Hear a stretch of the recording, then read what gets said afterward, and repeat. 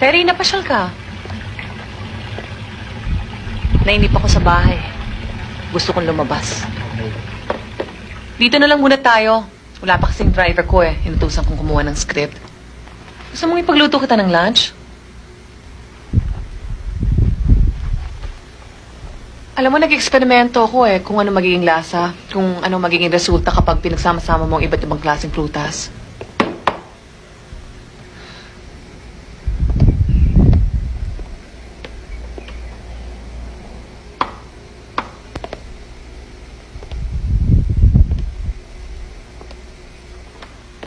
Ang tagal mo nang di nagpupunta sa bahay eh. Di na rin tayo nag-uusap. Naging busy kasi ako sa trabaho ko eh. Alam mo, Terry, makikipit na ako sa pag-host. Tinatape ko na lang yung mga natitira pang episodes para dun sa last season. Matutupad na naman ang isa sa pangarap mo.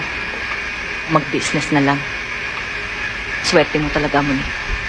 Lahat ng pangarap mo natutupad. Hindi naman.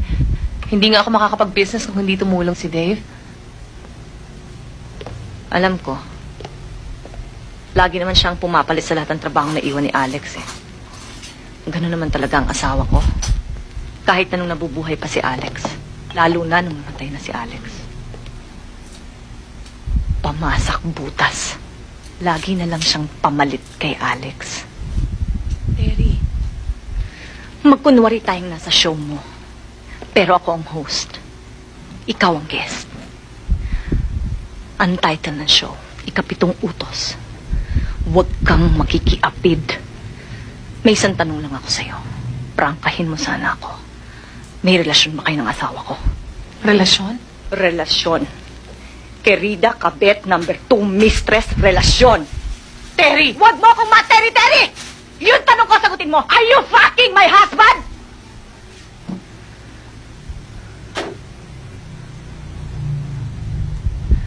Minsan!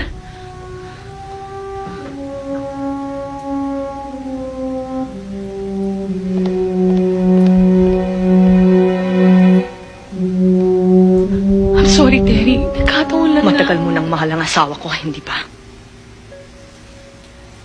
Hindi lang ako ang naiinggit. Ikaw din. Naiinggit ka sa asawa ko. Hindi ganun. Tama na, Monique! Huwag ka nang magmalinis, ha?